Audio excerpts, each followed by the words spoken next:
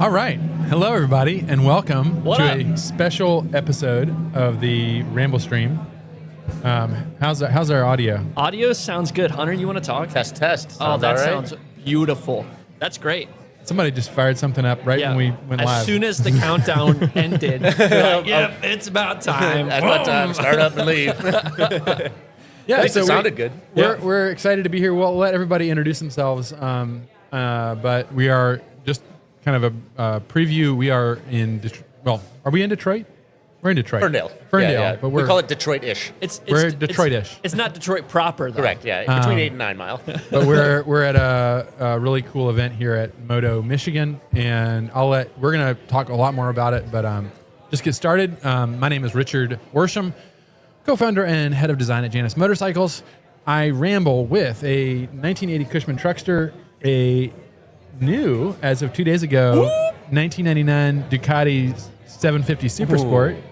Very nice. Just got it. One of those ones, I got lucky. I put a battery in it, and it started up. Oh, what? Lucky dog.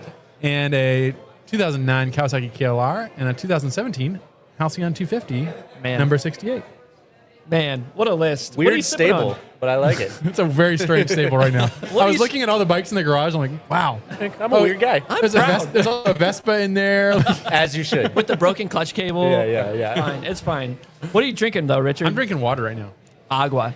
The only liquid. My name is Jansen. I'm coming to you live also from Moto here in Detroit-ish. I ramble in a Ford Lightning and soon to be rambling on a Phoenix 450 number 4 named Fours. I am sipping on some White Monster. Cheers, everybody. The drink of champions. Hunter. I am Hunter Erdman. I'm the founder of Moto here in Michigan. I am currently rambling my daily C10 1986 diesel, two-wheel drive, rusty shop truck, but 30-footer. My daily ripper is actually 2025 TW200 that I'm stripping down to build to like a cool brand bike for the brand. Nice. Inspired by like Coleman mini bikes, which I'm. Oh, it's inspired by a Coleman. Mini bike. I'm stripping it down, doing like a ladder frame on it. It's a whole thing. I'll show you the renders. That's cool. Sweet. But that'll be the first brand bike for the build. The Deus way of doing things. And then I've got a Triumph Bonneville 2009 fake carburetors, fuel injected because I'm lazy like that. And then. My grandpa's 1968 Honda CL175. It was sitting right here, but it's on the bike lift back there because we're rebuilding the top end. Because I blew it up riding over to work. Nice. The proper way to do That's it, right, Yeah. And I'm drinking water because I just got back from a bachelor party and I desperately needed this water. Cool down a little bit, cool your jets. We got a good show for you guys. It's going to be kind of an abbreviated version, a little bit. Yeah. We've got another special guest who we just met today and talked to for 3 minutes, but he's going to be on the show. We're excited for that. Chopper Rocks is in the house. Chopper Rocks is here. Yeah, I got to meet him in person. So it's wild. It's exciting. But it's always interesting to meet folks that you've only seen as a handle on YouTube. It really is, in real life. Yeah, so. You like put a picture next to their username without really meaning to, and then you see them. Very, very seldom is it the right picture. Yes, it's like when you are reading a book and you imagine this character, and then you see them in a movie, you're like, they did it wrong. That's not right. They did it wrong. Miscast. Chopper Rocks, you're not the right Chopper Rocks. Yeah, something's weird here. But before we get into the show, Richard, it's only right if you give us a poem. Absolutely. So I picked this one for we are Detroit-ish. Nice. So this is by the poet Philip Levine, and it's called An Abandoned Factory, Detroit.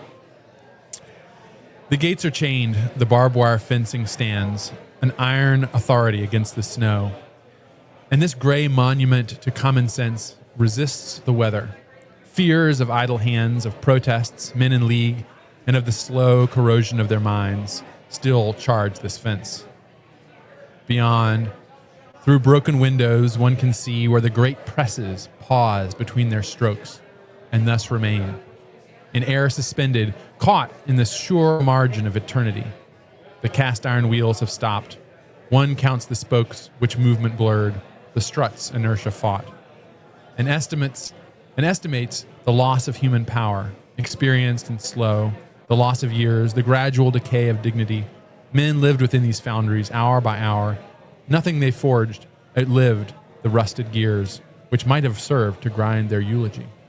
So that's maybe like a poem about Detroit from like 20 years ago. Yeah, no, it feels like it. But there's new things happening here too. New And life. We're in the middle of it. In the middle of it right now. Smack dab in the middle Literally of in the building of it. Yes. Yeah. it. That's amazing. That's great. Richard, I like that one. I like that one too. That was a good one. We'll be right back right for this.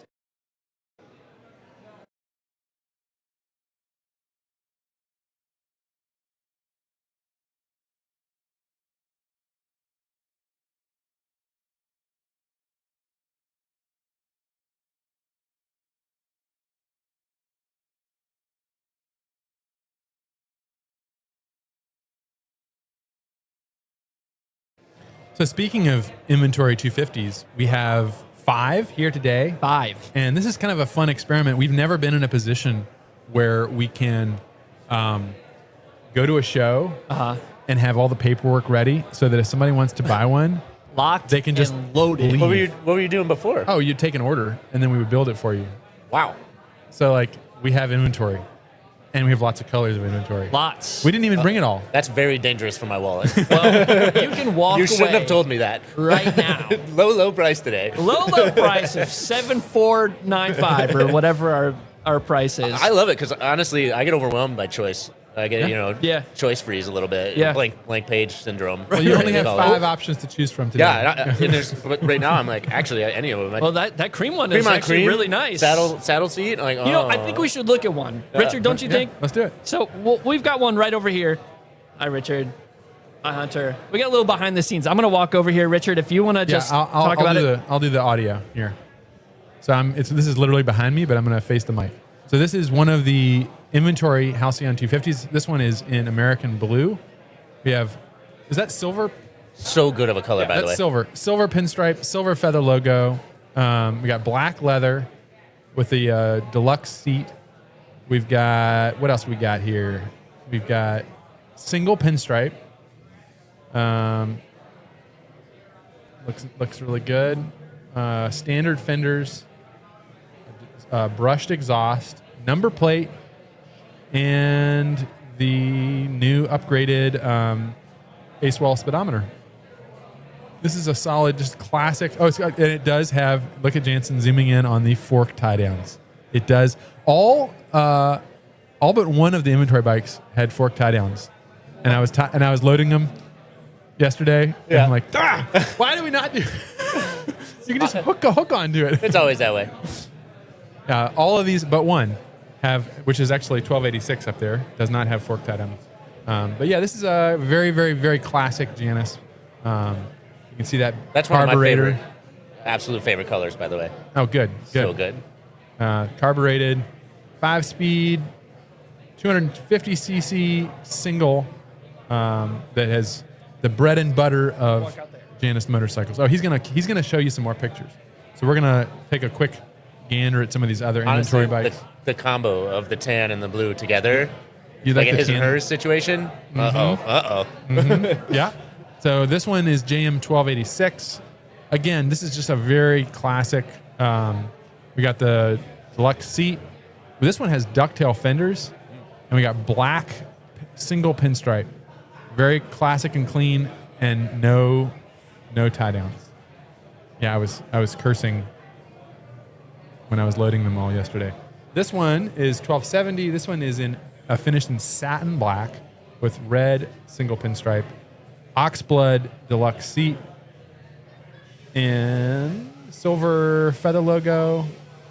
Amy's wiping it down. It looks tough. That one, surprising. Yeah, it's got a little bit of mean. Got a little that brute to it. Satin finish. And there we are. Double camera action. Double camera. Well, there's a couple more. We have 2 bikes here today that we have a 450 and a 250 that we're doing demo rides on, and we've already had quite a few people take them out. So that little bit right there, that stood in for builds of the week because those are available right now. Right now. Right now. You want it? You're in You can Detroit. have it. You're in Detroit. You can We're in have. You Detroit. can be If you're in riding it Detroit today. Today, you can ride it off the lot. Ride home. Ride it home if you really wanted to. I hope you came If not, with a friend. I've got an empty truck bed. We can get you home. And if you just want to come hang out, there's also a lot of really nice motorcycles here and a ton of vendors. Which, Hunter, what do we want? Do we want to do things first? Yeah. If we can get, looks like He's probably friend's selling busy. stuff, I think. So why don't we- has a customer, but Okay, our thing guy has a customer, but so Hunter, just run us through some of the vendors you've got today. Some of the what? I'm sorry. I Some of can't the, hear some of the you. vendors. Oh, yeah. So this is our first show of this actual Maker's Market. We set this idea up for a little bigger picture idea of this. I didn't want to be a craft fair because there's a million craft fairs everywhere. But this one felt like I wanted to specialize in makers of something, someone who specializes in, professional level workmanship, little like hobby plus type of situation. And everybody who showed up here was carefully selected from a whole pile of people who submitted on the website over the last couple of months. They were submitting their work and their booth and their whole layout. And we said, we're going to be very particular about what we want here because we surround ourselves, like my background in industrial design and a lot of the members here are in the industry for design and machine shop. Like we have a machine shop down here, like these guys know what they're doing. And so if you brought somebody who is just kind of like hobby of it, it kind of feels a little weird. So everybody in here has been curated. And is everybody local? And everyone's local. We have all Michigan vendors, except for you guys. Except for us. We give you a pass. we get the special It's like green pass. Michigan-ish. Detroit-ish. Detroit-ish, Michigan-ish. It's Yeah, Michigan-ish. exactly. We count there. But yeah, and so you'll see everything from clay pottery to a guy, one of our members actually, who makes his own guitars from scratch. Cool. So if you go over there and check out his stuff, that's all made from scratch. That's really cool. Hand makes the wood and the pickups and the whole thing. So Cool. it's pretty cool. And, That's awesome. Very cool. We're up to, I think we have 28 vendors here today. For a first show, it's unbelievable, and it is the coolest thing walking around here just now. I was very impressed. Well, we'll talk more about like this venue. Yes. But it's the courtyard I'm gonna go grab him. really makes for. Freshly cleaned out courtyard. If It's you saw the really- before and after photos, you would be shocked. I remember it from January. Yes, you Yeah. were just here, yeah. So the courtyard, we just added pavement out there on the one side, so now it's a drive-through and drive-out, mostly for the cafe that we're opening up here. We have to have Nice. the ADA-compliant handicap spaces out here, and also we want them, Yep. so that they can pull in here and have the 2 spaces in here. But then around the edges, throughout this entire courtyard, we can park motorcycles all the way around the edge. During cafe hours, as you can see today is happening now. Heck yeah. Bikes just everywhere in here, and it's awesome. And it keeps them off the street so that cars can park out there. Yeah. Leaves Yeah. more room for cars. Yeah, that's super cool. We've got our watch guy. He's waiting for someone to come man his booth for I a can do second. that. I'll tap in. I think he had a guy who is Oh, he's cool. calling right Cool, now. cool. Yes. But we can talk a little bit more about this. Right? Yeah. Like, what was? So there's. I'm assuming you've heard of the bike shed. Yes. Is- Yeah. was Big some- inspiration. Okay, I was about to Yeah. ask. Was some inspiration pulled Yeah, from big, that? big time. I think the London store is a perfect example of like they hit lightning in a bottle. They found an incredible space. They looked hard for incredible space, Yeah. and then they decided very early on what the tone of everything would be. I think it also helps that it wasn't like biker dude starting Yeah. that kind of vibe. Yeah. And I was like, look, there's so many riders out there who aren't the traditional classic picture in your mind of a motorcyclist, Right. or especially in motorcycle clubs in general. Right. We aren't a motorcycle club. I originally my branding was like a new kind of motorcycle club, but we're not even that. So a lot of people here don't ride even. They're just very obsessed with mechanical objects. Yeah. They love bicycles and motorcycles and planes and trains and anything that moves you basically. Slot cars. Is the Detroit Bicycle? Yeah, company? yeah, no, Okay, yeah, is exactly. he a That's a member? perfect example. Yes, yes. Oh, So, and he's very got, he makes those bikes. They're gorgeous, Gorgeous. unbelievable. You got to check those out later for sure. Yeah, super cool. But like our whole thing was give a place for people like Deus and like Bike Shed, but in the Midwest with the Midwest flair. How would you mentioned Bike Shed was they nailed their tone. What is your tone? what's that? What is your tone? I think our tone is approachability and accessibility for all on motorcycles. Motorcycling traditionally is a pretty gate-kept industry. It's very dude-oriented, and we thought that was kind of weird. And we were like, why? It's the truest sense of freedom. Isn't Right. freedom for everybody? Like, that felt weird. Right. So we're trying to be accessible to everybody. And I think Midwest people have that in general. Yeah. You know, we always Definitely. say, have you... Definitely. Everybody says car people are the nicest people. And I was like, well, have you met motorcycle people? You obviously haven't. They have not, because they are the nicest. Because Yeah. we've all been there. It's you versus the world when you're on a motorcycle. Right. And then you also have this common ground when you walk into a place like this. I think that's what's making this work so well. We're up to 85 members already in the first year without awesome. any public hours, just word of mouth. I think what it is you find a spot, you walk in the door, and you know instantly you have something in common with them. And that's hard to find these days. Yeah. Like short of maybe church. I can't think of another Right. place that you can go to that you have that thing that you know.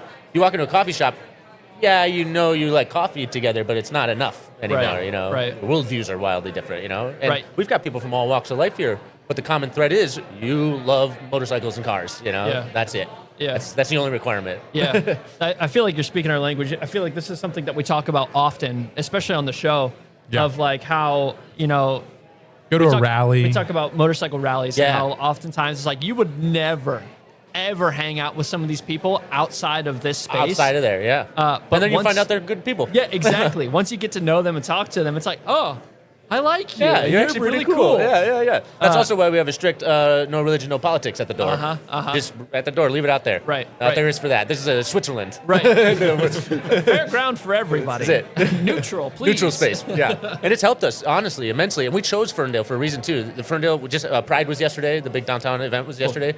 We're like, this is the space for people to come in and... Tell us about Ferndale. Yeah, so Ferndale is this really cool art city that's like... it's been like the last bastion of hope in Metro Detroit for cool, accessible, new, weird, funky. They call it Funky Ferndale, you know, it's the whole thing. But I live in Royal Oak, just up the street, and we've had businesses in Ferndale for a lot of years too. And I love when we go out, we go to Ferndale. Cool. Let's say we don't go to the other towns nearby because it's just the best bars and restaurants, and everybody's cool and doing something unique. And the art scene is intense here. It's really cool. You walk down any of these art shows that they have locally on 9 Mile here, they'll shut it down and have the whole show. And it's unbelievable. I mean, a lot of these exhibitors here exhibit at those shows. A lot of younger people? A lot of variety. A lot of just variety. Variety. Yeah. That's my favorite thing about it. It's just like a woodcutter and like someone next to a fine art printmaker, you know, next to a glass blower. Like, just great art, you know. Is it more of a younger demographic, or is it... No, Ferndale in general is a little younger. I guess it skews a little younger, but Moto itself has a crazy range. We have everybody. We were just talking about it upstairs. I think our youngest member is 22, and our oldest member is like 78. That's awesome. I think. Yeah. So all over the spectrum. So what was Ferndale in the height of Detroit? Ferndale Motor City. was manufacturing along the train tracks here. So this building itself was originally. We don't actually know originally what it was. We think maybe it was a butcher way back in the day, because the long part of the building off the train tracks here, this was actually the front of the building that you see in the background here. Interesting. Okay. That was the front of the building. Then they added this middle section, and then they added the front section. Interesting. But that back section is like 1880. Okay. It's very old. And that's why the records only go back so far, and lost to history. And we're trying to piece it together through little hidden objects around here. But then when they added on the rest of the building, it was a student of Albert Kahn who spun off and did his own thing called Alfred A. Smith. He was designing architectural furnishings, and he was designing and building Detroit public schools. And so when you walk around here, it kind of feels like a public school upstairs. It's because that was what they made here. They made everything from the millwork to the cast iron work in here. So like staircase banisters, and what kind of stuff was he doing? I'm sorry, I'm having a hard time. What kind of things was he making? It was everything, and then it was architectural furnishings like the wood panelings and the stair rails. Stair rails. Okay. Yeah, and then if you look, there was like 3 different kinds of wood paneling upstairs. There's like square tile that was like beautiful old zebra pine. Stuff that you just, luckily we were able to save, and I was sanding it down for weeks and weeks and weeks, but getting the old cigarette smoke out of it, you know? Of crap. Yellow grossness, but it was really cool to have that history, and that's why the building is so interesting and beautiful too. But then for the last 45 years, it was an aerospace machine shop. It was Precision Standard Inc. They made parts for the military. They made mostly specializing in polycarbonate and acrylic pieces. They made all of the presidential helicopter windows here. They made Bush's limo windows here, Bush Sr. So bulletproof. George Bush Sr. Yeah. Bulletproof? Very bulletproof, yeah. They're The like most this bulletproof. thing. And the Apache helicopter wing tips, blade tips, Black Hawk helicopter nose cone pieces. We got a few pieces left. So you don't have any like random Black Hawk helicopters just kind of fully assembled not and full ready to helicopters, fly around here? unfortunately. Okay. No. I just figured I'd ask. No, they were But still some parts. It was like still some parts. Yeah. We got a couple pieces that they were like required to make a bunch all at once, and then Yeah. so we got a few. We're trying to figure out ways to legally sell them, you know, and Yeah. or at least get them back into the right hands. You Yeah. know, we are trying to like honor a lot of the history of what was made here by keeping some of the cool character. You'll still see like all the old pillars here still say the no smoking areas, Yeah. and I saw there was a. Someone wrote like a graffiti on the wall, a Kilroy was, but then they got cut off writing here, I guess. So it's just Kilroy was. And I just think that's very funny. He was and he is. was and is and is And part will of the always place. be. But yeah, so the other side of the building was a functioning machine shop, aerospace machine shop, when we opened this business Wow. on this half. Oh, I didn't Yeah, even know yes. that. Functioning still. All this equipment's still in there. Yeah, so And they moved out. they moved out, they retired. So Okay. when we moved in here, we helped them kind of restore the building, and they were still kind of the landlord-tenant thing. Oh, cool. I see. And then they just were like winding down the business, and you know, business is tough these days, but Yeah. especially for small volume manufacturers, Right. as you know. Right. Yeah. We don't know we were anything just- about that. We were talking about it, and I was like, it's a real bummer. We wish we could fire it back up Right. and get back into it, and maybe there's still a world that we can. We kept a lot of the equipment, so. Yeah. And we're very interested, and we've got the talent pool, so Right. maybe, you know, the social club thing's going well. Maybe we'll focus on that later. Might be a little chance. If you guys want any really weird, like Inconel parts on your bike, we can help you. Or, some- Titanium. or wild hardware. Yeah. Wild heart. I have thousands of pounds of rivets and aluminum sheets and just weird stuff over there. So That's pretty cool. also, if you need some aluminum sheets, I'm selling for cheap. Trying Hey, to get rid of it. anyone I'm in the making chat space. Need some aluminum sheets? Like, hit your boy up. Yeah. We've got them here 60, for you. 61. I got all the good stuff. What do you think is? We're waiting on our thing guy here. Yeah, yeah, good. But so I guess we can get into the ramble now. Yeah. What do you think? What is our, helps- what is the ramble? What is the theme? The what helps foster community? Okay. Like when you're creating Moto, right? What was your thought process, or was there a thought process around like the community itself? I know you spoke to it a little bit about just being like welcoming and open for everybody. But I'd love to hear more of your ethos around. and just like how and why you started it. Yeah, so I've been thinking about an idea. Oh, big bike? Is that Ducati. Oh, it's a Ducati? I'm like into Ducati. It sounds now. tacky. Oh, he's a Ducati guy now. You don't have the T-shirt and the hat on. Uh-oh. No, I know, but it did come with a matching leather jacket. I'm telling you, not a real Ducati guy unless you're head to toe in the merch. You gotta wear the merch. I say that a lot of our members are Ducati guys. We always give them a hard time. Yeah, so the idea of community here, I've always had the idea for this like third space social club idea thing. And then I went out to the motoring club in LA. Shout out to Michael Rapetti, who started that out there. He was the first guy to do this car club thing.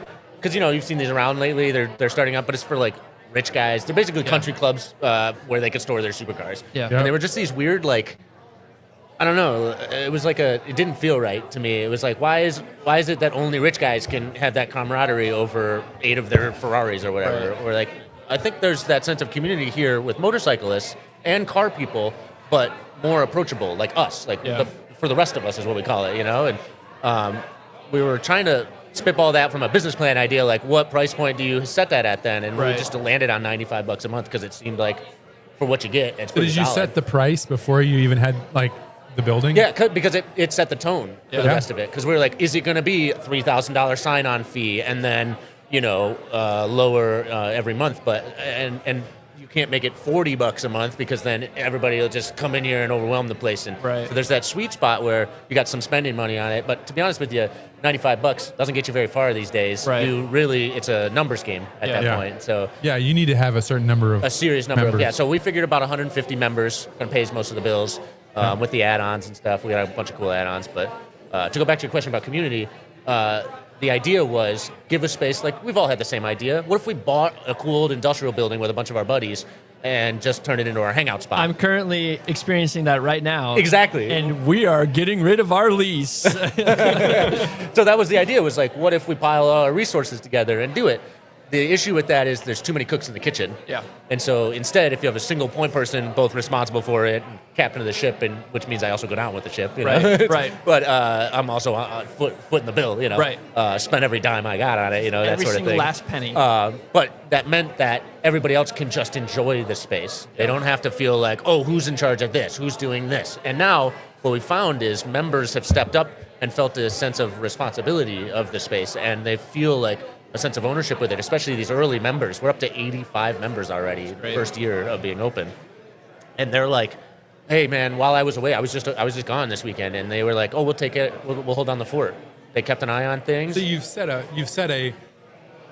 I think you mentioned like the problem with like having too many cooks in the kitchen is that it can be great, but it's very unstable. Yeah, and it's prone to collapse, volatility a little bit, and just like infighting and whatever. But by having a leader like what you basically said, I'm going to swing this. Yeah. Now you've set a framework where people can kind of come to the and now they forefront. can kind of find where they can we got a guy in here who's like really good at helping with like restaurants. He literally starts restaurants. He came to me and was like, hey man, you need somebody to run your cafe. There he is walking by right now.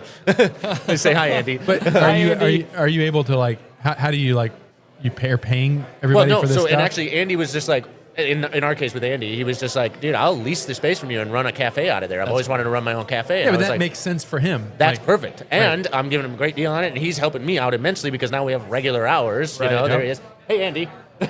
Say hi. Your ears You're burning? on the live stream. Say hi. Live stream. What's up, guys? So the space is basically set up with these cool little capsule areas. Yeah. And so these spaces, Cells. little cells within the space because it was a manufacturing area. You know?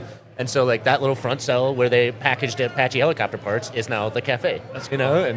And he stepped up with that. But honestly, the volunteer members, like when I was opening the business, the night we opened for business on our soft opening, we signed up 30 members in that first night because they came every Sunday to the open house where they could kind of see in and see what was up, and they were like trying to be a part of it. They helped me paint. Yeah. They just donate their time. I am constantly blown away. And they're paying me, and they're helping me. I was like, I don't know what I did here to deserve this, but it is wild. I think it speaks to a little bit of the vision behind the space and the vision behind the club. And the community. Right. It speaks to the power of motorcyclists in general and car people in general is everybody wants to lend a hand, and they're not asking for anything out of it. They want it to succeed. Right. And that is, no other business is like that. Right. I can't think of it. I mean... Well, it takes something that's fun. Yeah. And that's worth people's time. Also, you got to see that the person's willing to sacrifice it all for it. That helps a little. Yeah, Just a little bit. But I mean, this is what you've got here is like, who wouldn't? What That's what I'm person hoping. would walk in here and not be compelled? That's what I'm hoping. Enjoy it. So far, so good with that. That's why 85 people said sure. Yeah. To a place that has really like no front desk. We have no like I'm doing the Instagram. You know, like I'm the janitor too. Right. So it's like. Not really a professional business. Sure. So you mentioned that the other part of the building was operating as a machine shop. So you start where? Just tell us like how it started and what the growth was, because I've been mentioning this, but like there's basically like something of everything. There's a theater upstairs. There's a pool hall. Photo studio. So tell us about we how don't that have a pool grew. yet, though. We do need that next stuff. It's TBD. Somebody said that hole in the corner should be a pool. I was like, oh, actually a good idea. So the when I first signed the lease on the space, it was still full of Bridgeports in here. It was like wood paneling, and there was like ceiling parts falling down, like old boilers falling down. It was just a mess because they were piling on. They were focused on making parts for the military, not working on a building, And it had just like slowly like gone down over time, just because contracts drop or whatever. And then there was fewer and fewer employees, and you know how it goes over time. Right. And then at that point, it was just so full of stuff, just stuff. Like we went through 10 40-yard dumpsters to clear this place out, and it was like. I'm a hoarder. I wouldn't throw out anything. It was just stuff. Yeah. And so we finally got rid of enough stuff to see the walls and the floor and the ceiling and cleared it all out. And then we clear coated the floor in here, made it all nice. And then we moved some stuff back in here. It was like one of those puzzle games where you have one open square. And you got to adjust and move everything. And it was like my that's garage clean. right now. Yeah. It was like my garage. You just put two Ducatis in. Too real. But then once we started chipping away at it, it started being like, oh, now we see the potential here. And then people started seeing what was here, because it was hard to see through the clutter, And then we just started working our way out. And then by the time we finished this half of it, they were like, you know what, you're doing a great job over there. Let's talk about closing up that side, and so we took over the whole thing. So we were in 14,000 square feet originally. Now we're in 25,000 square feet, And it's a huge compound. We call it the Moto compound. So just tell what have you got going on in here? So the first floor is kind of event space, flex space, where we're sitting right now. We do stuff like this. We rent it out for photo shoots with the OEMs, the Dodge and GM and Chrysler. We're in Detroit. And Janus. And, we've had actually quite a few photo shoots in here, more than I thought. Wedding stuff. We've done wedding receptions in here, and it's been nice to be flex space. This is also the back corner is where we roast our coffee. In-house, we roast it all in-house. Our buddy AJ helps us with that. He used to own an Ash Supply Co. in downtown Detroit. Big motorcycle guy. Okay. He's here helping his dad sell rings. He makes coin rings. Nice. The front is cafe and art gallery space. We're focusing the art gallery on transportation design theme stuff. Obviously, sweet spot for me. But we call it art that moves us. That's the theme for the art gallery. It'll always be focused on cars or bikes or planes or something mechanical, you know. And then the whole second floor, 7,000 square feet upstairs, which was office space and the CEO's office and stuff and the secretary pool. But it was also some light manufacturing up there. They had some ovens up there. All the bonding was up there for all the gluing of materials was upstairs.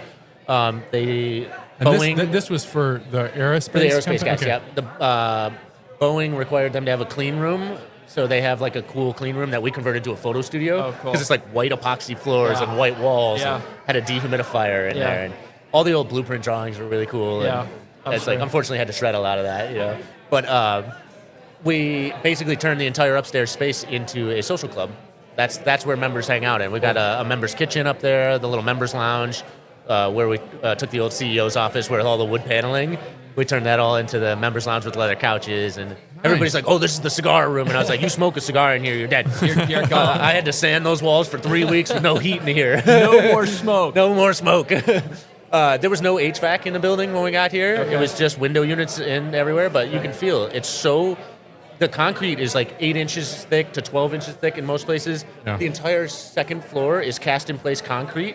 So if you look up, the rafters are all cast in place concrete. Oh, yeah. And so it's like a ice block house. It keeps the temperature both hot and cold. Yeah. So we barely ever run the HVAC That's through here cool. and just open the doors and let it blow let the through. breeze. So as a member, when you're part of the social club, what are you getting? Yeah, you can come in, hang out whenever you want. We basically say it's like an extension of your living room. You can come in here, socialize, hang out, but you can also work from here.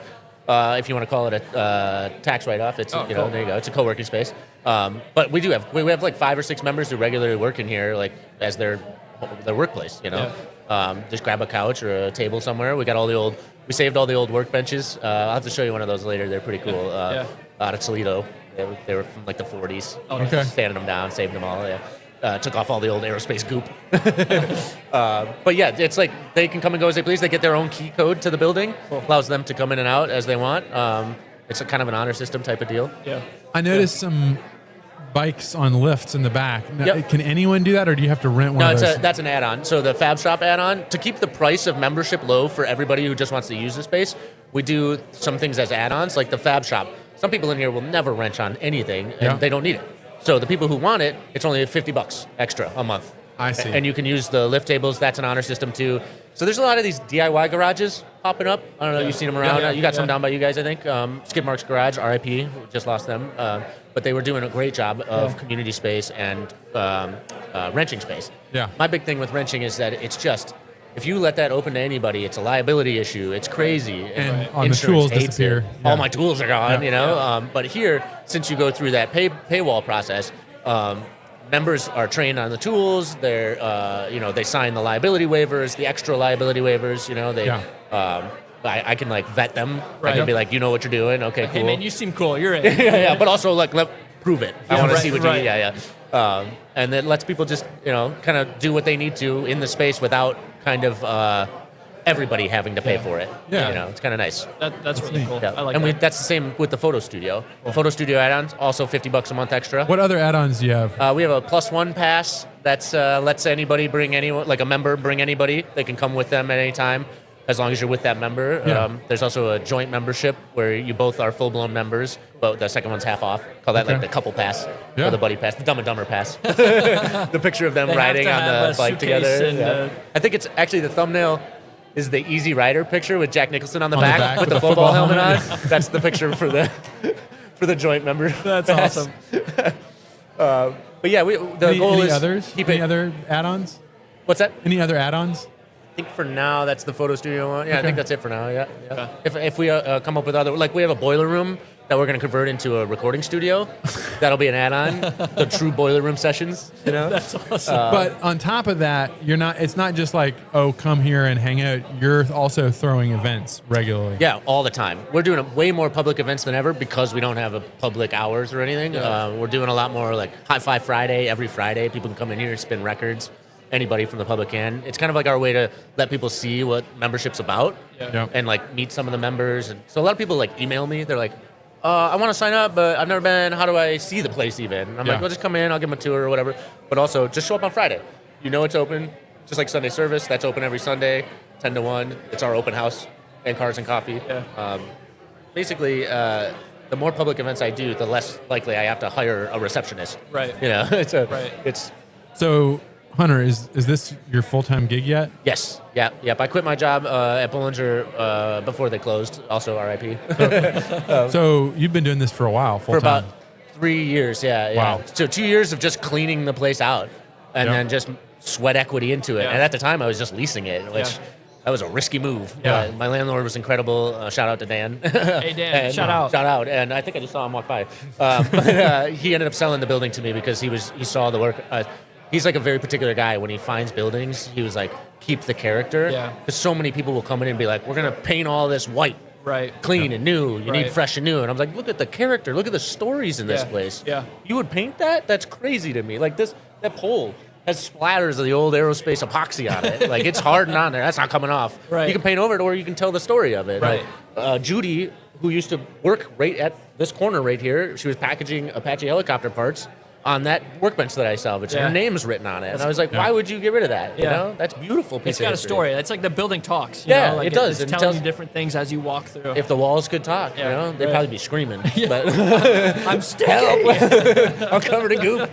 The building we're in is an old dry cleaner. Yeah. And there's some interesting like archaeology. You know, the vault for the furs and the drive-up window. And you always have people always are like, what is this a bank? And you're like, Yeah.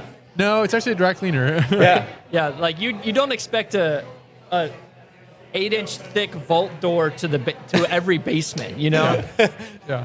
this building's got one though. Well, I don't know what you need it for, but it's cool to have. It is cool. It is cool. Yeah, where we do the Ramblestream proper is. It used to be. What did it? It was cooled. Oh, it was briefly a brewery, Really? and So it we're was like a sitting in the lagering room. fridge. Is it actually cooler in there too? It's still in there. Yeah, I need to Noticeable? just like you can turn it on. Yeah. Yeah, there's a walk-in cooler over there. I was like, what do I do with that? They were holding all the epoxy. That's. I think our think thing our guest guys. is Our ready. thing guy, We'll trade our thing off? guy is ready. All right, I'll trade We off. are going to take a quick break here, and then we'll talk to Jay, the watch guy, and then we'll talk to Hunter a little more, and that'll be the show. Good. All right, thanks, Awesome. Hunter. We'll be right back. All cars eat at the gasateria.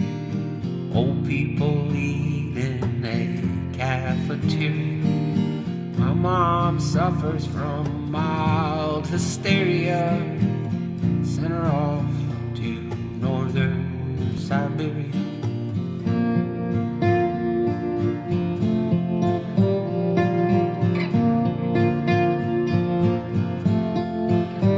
Met a man who came from Kingdom Come, killed his kids with a sawed-off shotgun, lied to his lawyers and the jury let him run, spent his time like a raisin in the sun. All right. So, dude, you guys Yeah, introduce yourself. We're live. We're here. We're live. The Get out people, and start the talking. people are right here. You want to talk to this mic right here? yeah, I Jay with owns Motor City Watchworks. Cool. Motor City Watchworks. So we literally walked in, and Jansen's like, "Well, we found our thing." Yeah, I saw. Your I, watches. I did a quick peruse. I was like, "There's a watch guy over there. I think he should do our thing." And All right, cool. I sure enough. appreciate it. Richard, for Jay and the people, do you Yeah. want to explain Yeah. what a thing What is? a thing is. So this Jay is like we've literally just tapped him on the shoulder to do this, so he's kind of getting thrown into this. But a thing in Janus world is an object that is understandable. It's an object that can that you can pass on. It's an object that has a soul. It's something that moves you. And so watches are often an item that, it's a classic thing. The watch that I'm wearing right now is one that was a collaboration between Janus Motorcycles and Laurier up in New York, and that was a lot of fun. It's an automatic. I'm partial to watches, so Jansen, good call. But Jay makes his own, and he's going to tell us a little bit about the watches that he makes, and also, can you tell us how you got into it? Oh, yeah. Yeah. Yeah, so getting into it was, man, I'd say early 2000s. I found a watch forum online, Watch You Seek. And I started going in there, and I saw people posting pictures of their bead-blasted watches. And I was like, oh, I have a blasting cabinet in the garage because I'm a car guy, too. And How convenient. Yeah. So I went on the forums, and I would buy Seikos, Citizens, whatever, inexpensive stainless steel watches. Yep. And buy them on the forums. People would get a used watch, so I taught myself how to take them apart. I just bought some watch tools and started taking them apart. So I would bead blast them, put them back together, and put them back on the forum. Make 20, 30 bucks, whatever. It was a fun little hobby. Well, after doing that for, 6 months to a year, people started reaching out saying, hey, who did that bead blast job on that watch you sold? I said, well, I did it. They're like, oh, can I send you my watch to do? I'm like, by all means. Sure. So then people started sending me watches to bead blast. And then I started doing loom work.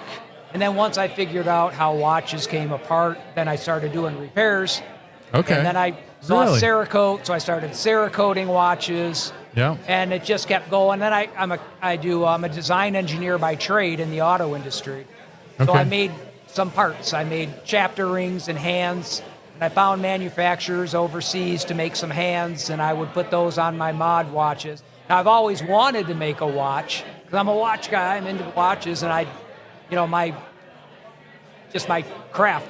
I do CAD design, CAD engineering. So I've always had CAD models of watches, but now that, I never had time. The kids were little. I was full-time corporate job, commuting every day. Well, within the last couple of years, the kids are older. Yeah. They're not on their own. My daughter's still at home, but I have more time. Yeah. And I thought now's the time. So I just came up with this design and reached out.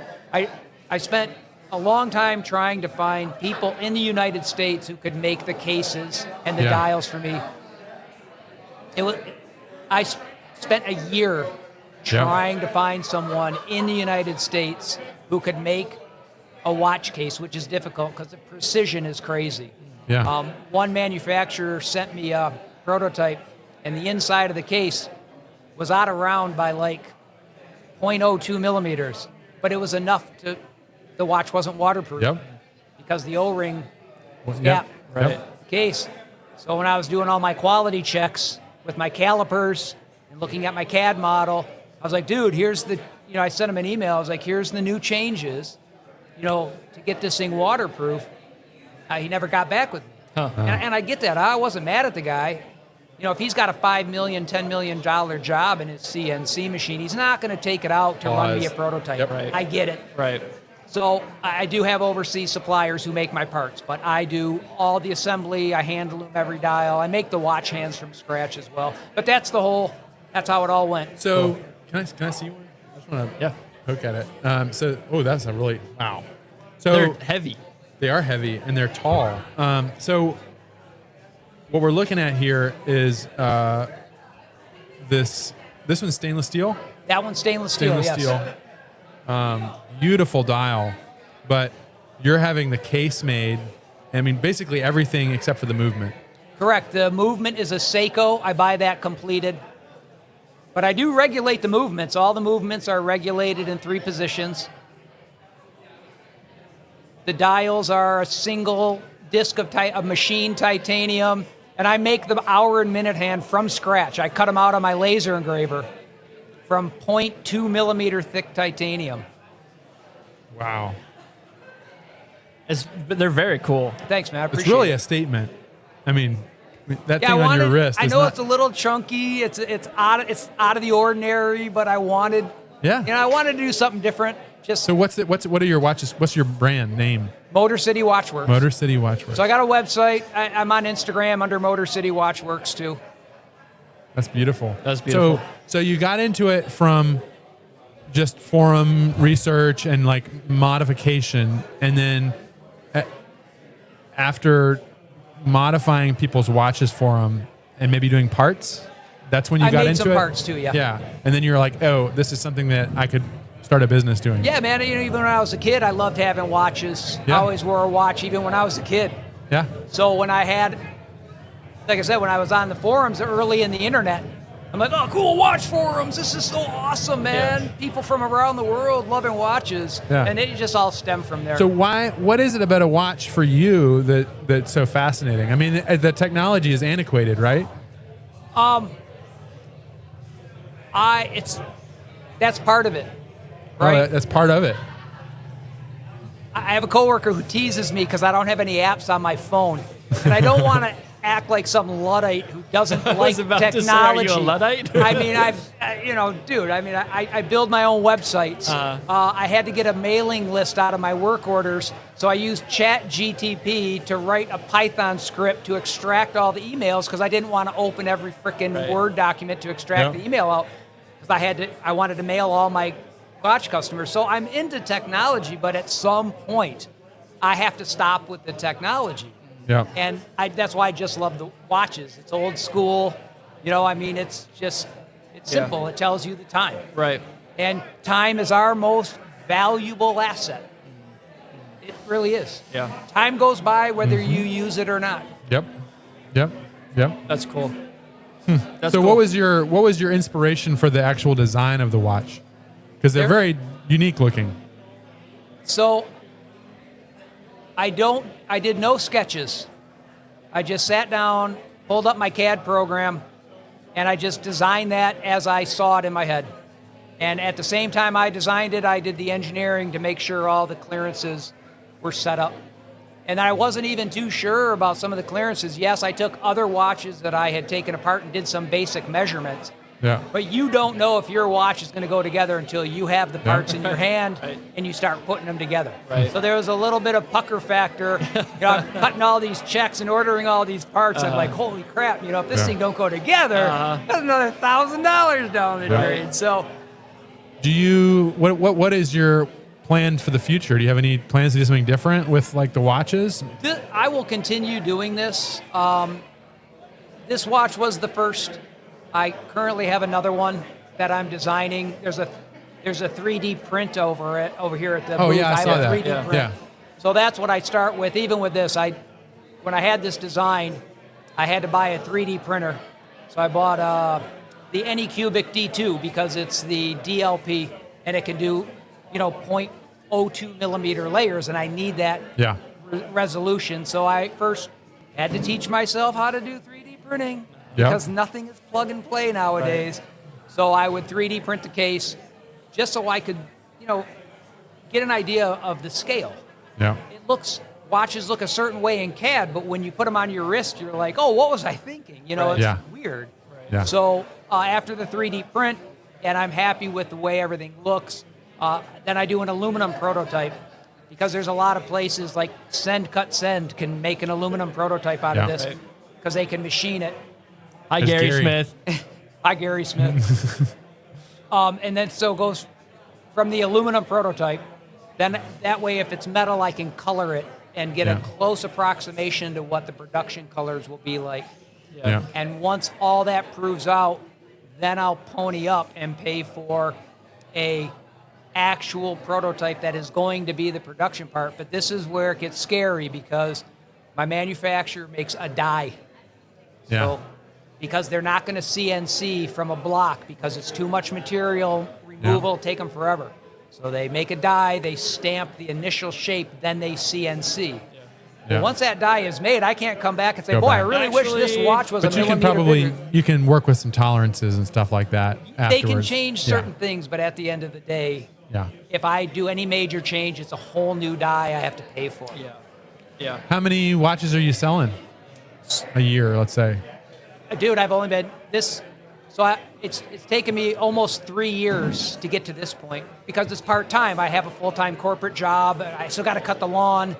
You know what I mean? I got a boat. Gotta stay in that grass. Exactly. I'm on my boat all summer. Yeah. So I don't want to do anything all summer. Yeah. So it's taken a long time to get to this point. So last year in November, I did the pre-order for this watch. Okay. And then by the time I had the parts and I started making them, the first customers who ordered the pre-order, they got their watches in early February of this year. Okay, cool. And we're in June. So Okay.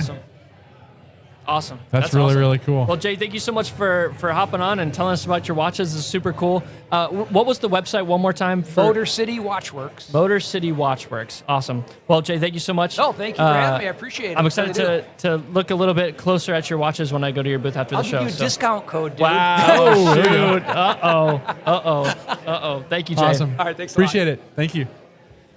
We want to have Hunter back on here? Yeah, we'll have him sign off, and then we'll end and the this show. has actually been, how long are we going on now? We're over an hour. hour? Yep, Yeah. we're still live.